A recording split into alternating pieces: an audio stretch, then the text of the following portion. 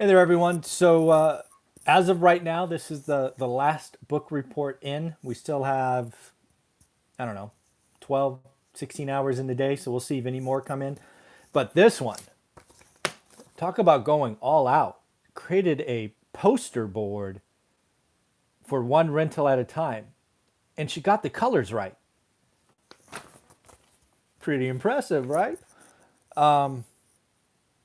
It says, don't stress about things you can't control. Never ever buy a property you have to feed every month. Camilla, great job. If you don't know, I was purposely vague on what I expected in a book report. I did say, hey, a page summary would be great. And as we've seen just today, kids are amazing. Young adults are amazing. They will go out of their way when they're passionate about something. And as you'll see, Camilla did a tremendous job. She is 16. We're going to go ahead and review her book summary and then take a closer look at her poster board together. Again, Camilla, tremendous job, tremendous job. So here's a report. Never ever buy a property you have to feed every month, said Michael Zuber in his book, One Rental at a Time. Michael Zuber calls them alligator properties. Yep, because they require you to feed it sorry, I read that wrong. I don't read well. Require you to feed it money every month.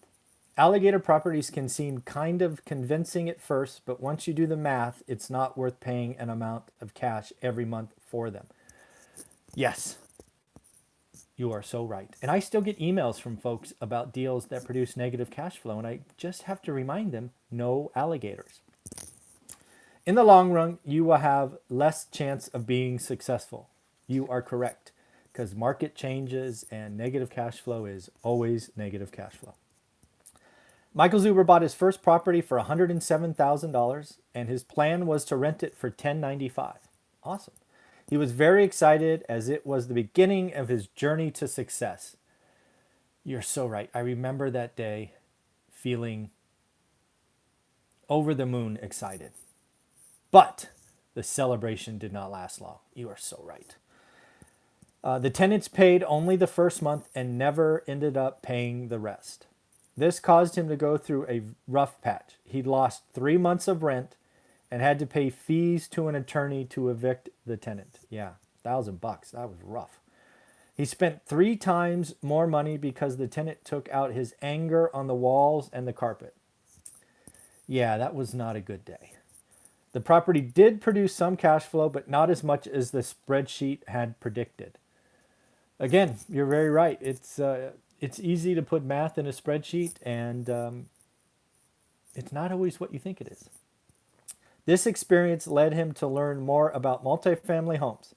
It taught him about how alligator properties are not good and tested their commitment to start their journey of success. Yes, they're meaning my wife and I, definitely on board together, and couldn't have done it without her. So thank you for giving her a shout out. The crash from real estate was something that really impacted Michael Zuber and all of real estate, as it left so many people in a bad place. Yeah, that crash was no joke.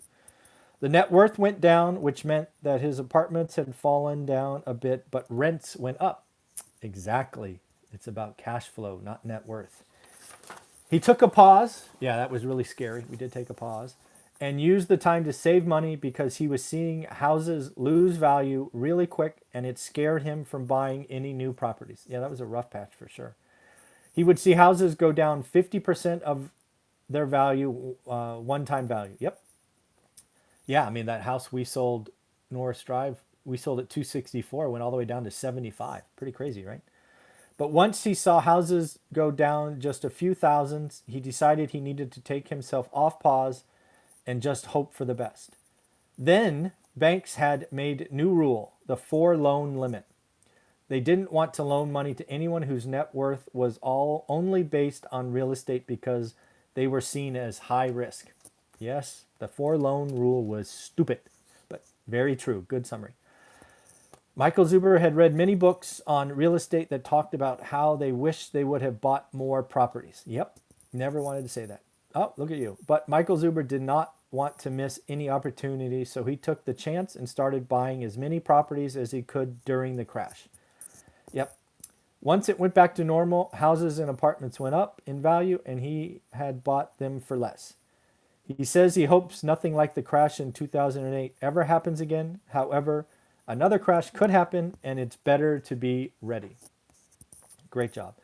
Michael Zuber wrote One Rental at a Time in hopes of inspiring people he knows. He knows that anyone who reads his book will benefit from it. It is clear that there are not so many books out there written by individuals who were full-time employees that invested in real estate and became financially free. This book was made to help encourage those with a 9-to-5 job to gain a new perspective to earn money. I would recommend this book to my family and friends because of the information that the author gives is valuable and can be applied in our lives. Nice job, Camilla.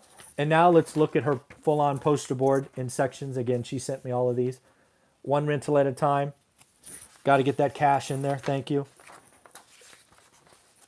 This, again, I had this in the beginning, but this is, come on. That's pretty amazing, right? How good does that make you feel? And of course, you got to get this in the shot, right? Don't, what does that say? Don't stress about what you can't control, and never ever buy a property you have to feed every month. I'm reading that backwards, just in case you're wondering why I'm reading like that. It's pretty amazing, right? So Camilla, thank you very much. Very impressive. Full on poster board. Never seen that before. I am going to keep this as a reminder of what's possible. Thanks. Have a great day.